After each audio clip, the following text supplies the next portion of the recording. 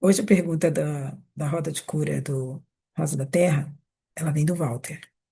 E é uma pergunta assim, ó, por que eu continuo ciumento? Bem, pela pergunta, já deu para entender que ele tem procurado sentir menos ciúme e tem uma expectativa de deixar de ser ciumento. Bem, se quiser entrar no nosso grupo de WhatsApp, enviar as suas perguntas, porque é como eu disse para o Walter. Uma pergunta nossa pode ajudar pessoas que a gente nem imagina. Uma resposta minha, embora nenhuma resposta seja absoluta, não existe isso. Eu vou responder com aquilo que vem para mim, com aquilo que eu consigo ver, com aquilo que eu aprendi no meu trabalho, né? E nenhuma pergunta fecha, nenhuma resposta fecha uma pergunta. Perguntas são abertas, perguntas florescem, perguntas criam galhos, e folhas, e flores, ok? Então, Walter, é o seguinte.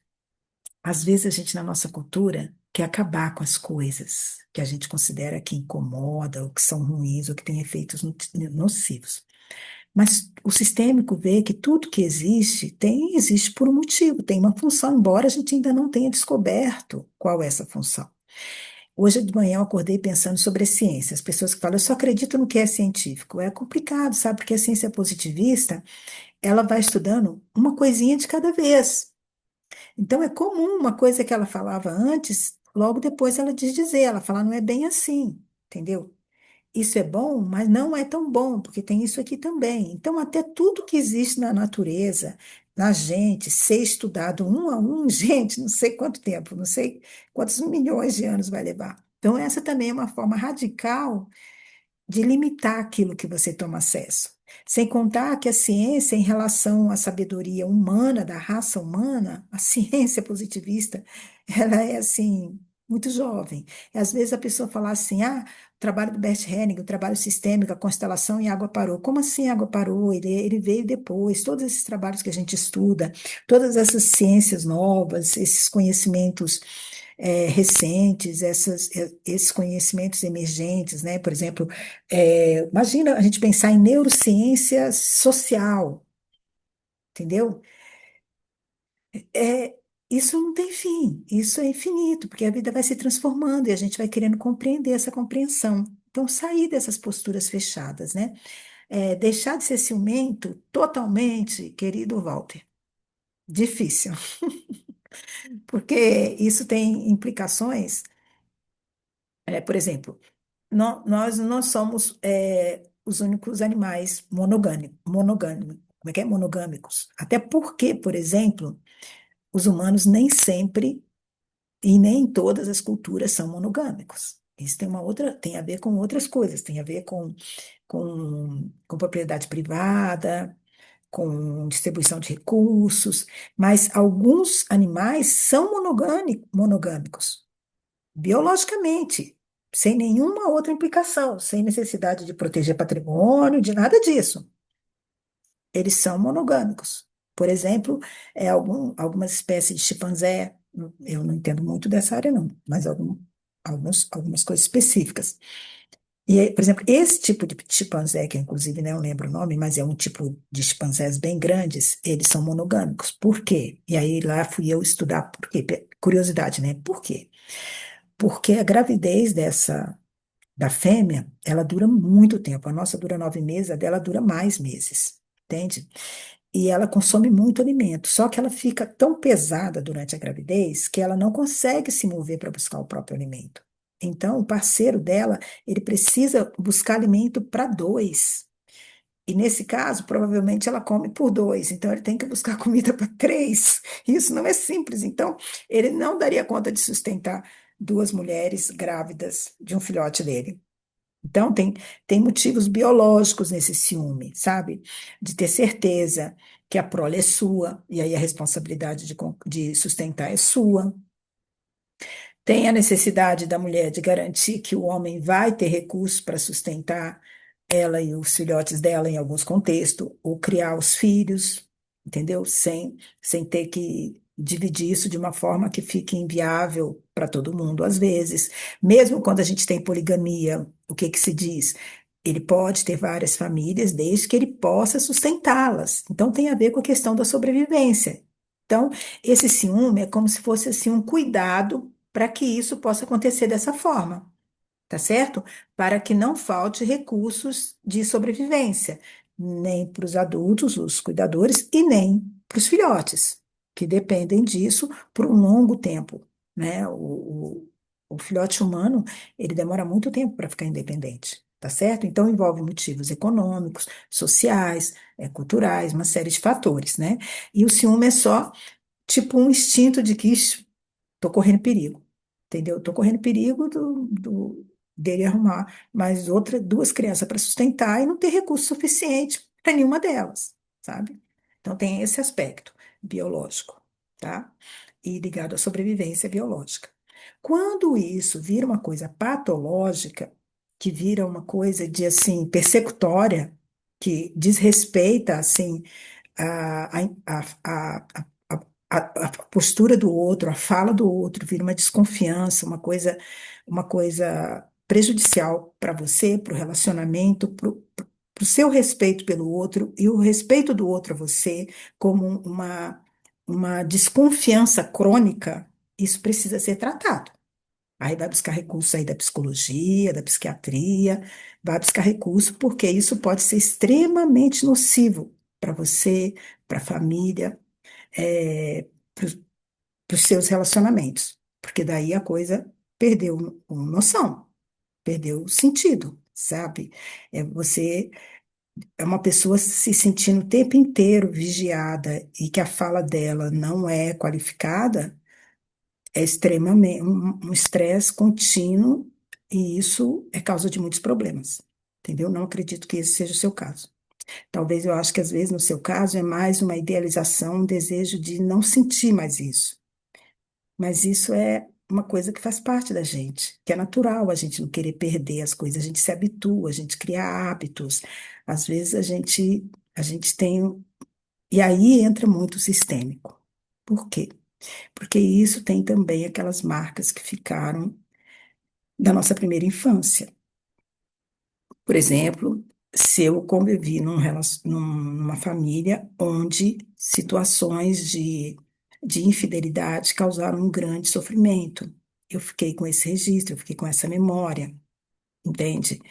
É, e aí essas memórias vão atuar em mim. Por exemplo, eu vi isso acontecer na minha família, eu vi o sofrimento da minha mãe, ou eu vi o sofrimento do meu pai. Como criança, eu percebi alguns desses sinais, ou não percebi nenhum, e depois fiquei pensando como eu não vi, como eu não sabia. Eu conheço muitos casos que, por exemplo, o filho do mesmo sexo, né? O filho, ele sabia, ele viu. Eu vejo muitos casos, por exemplo, de filhas que ficam depois profundamente com problemas profundos, porque elas descobriram esse procedimento do pai, e daí elas também foi quem denunciou isso, quem colocou no ventilador, quem contou para a mãe, exigindo da mãe uma postura. Então, as dinâmicas são inúmeras.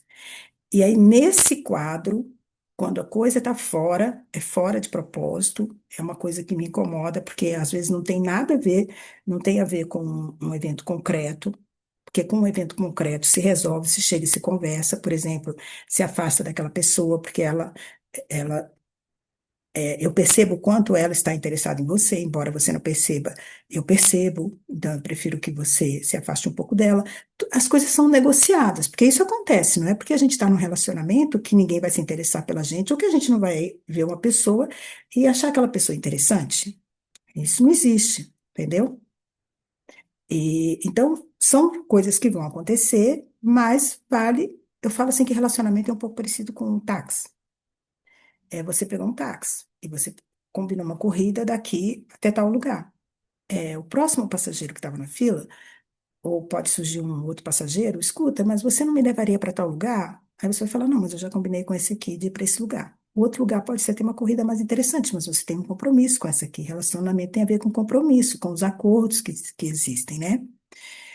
E a gente ter referências boas conclusões por ter respeitado esses acordos. E às vezes a gente tem referências, memórias de alguém que não respeitou esses acordos. E a gente fica meio persecutório, com medo que o medo aconteça que o mesmo aconteça conosco.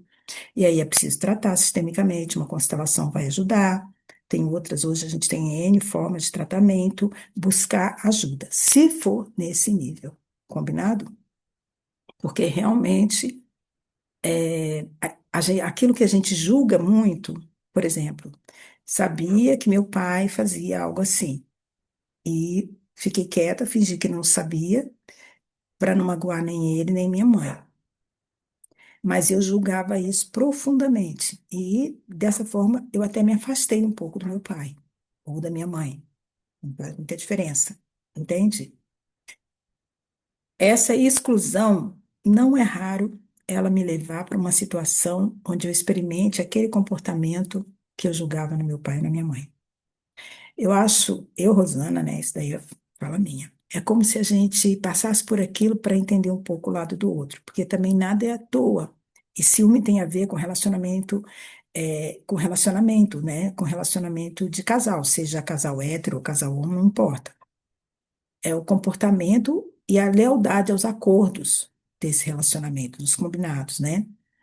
E, e respeitar e a exclusão, às vezes, por exemplo, o Bert Helling tem uma fala muito séria sobre isso, gente. Ele fala que o ciumento está querendo um motivo para se separar do outro. E nem sempre é porque ele está querendo experimentar um outro relacionamento, mas não quer assumir o fim, e daí provoca para o outro cutuca o outro até o outro terminar, igual pedir demissão na empresa, não é isso? Nem sempre é por isso. Às vezes é porque ele tem tanto medo que isso aconteça com ele, que aí ele já termina o relacionamento para não correr o risco. Ele tem tanto medo de passar por esse sofrimento, porque ele tem algum registro muito, muito pesado com relação a isso, e aí ele prefere findar, terminar com o relacionamento, e uma forma de fazer alguém se afastar da gente é ter um ciúme crônico, não confiar na pessoa. Como que você vai conviver com alguém que não confia em você? Entendeu? Às vezes acontece a gente confiar na pessoa e a pessoa não merecer essa confiança. E com o tempo você descobriu que ela não merecia essa confiança. Acontece, gente. Ninguém vem com plaquinha na testa, sabe?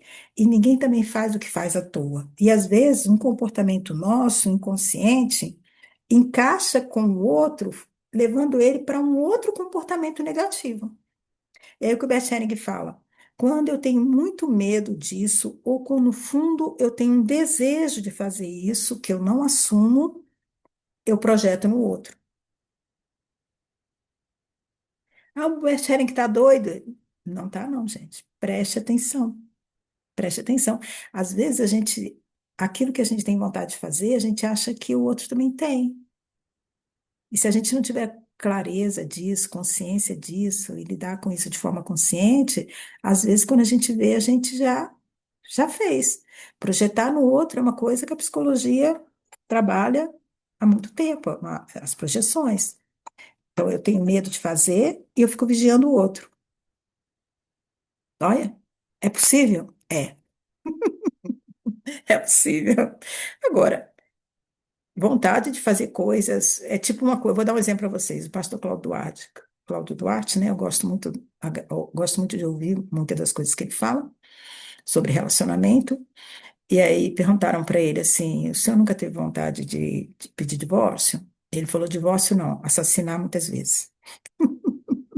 Então, assim, não é porque a gente tem vontade de uma coisa que isso já é o fim da picada, ou que você vai investir naquilo e vai fazer, entende? Então, assim, ter consciência disso, aprender a lidar com isso sem querer acabar com isso, ver os fundamentos disso, por que eu sinto. No fundo, o que me faz sentir isso? Procurar de novo os sinais do que me leva para aquilo, o que eu ganho fazendo isso, o que eu posso ganhar fazendo isso, entendeu? É assim que eu quero como o outro se sinta. Eu estou fazendo isso com medo do quê? Fazer perguntas para si mesmo, buscar ajuda, tá certo? E incluir isso de uma forma saudável.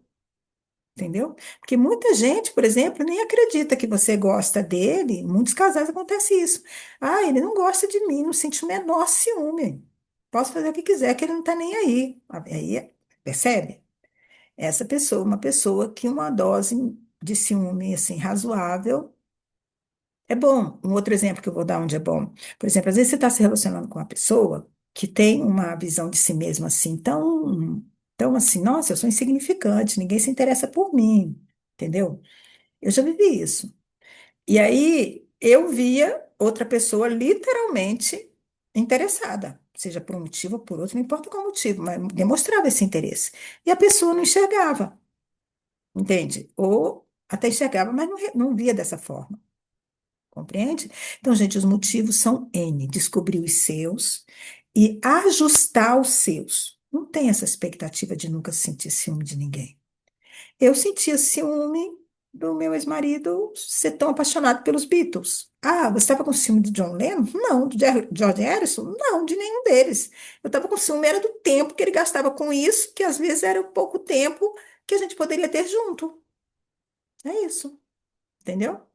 Eu brincava, eu até falava assim, ainda bem que esse John já morreu, porque senão, meu Deus, quase um assassinato. Meu Deus do céu, entendeu? Parece ridículo, né? Mas era ciúme da pessoa? Não. Do que eu sinto ciúme? Era do tempo. O tempo que a gente tinha disponível para ficar junto, ele ficava totalmente focado nos Beatles, compreende? Então, do que você tem ciúme, Walter?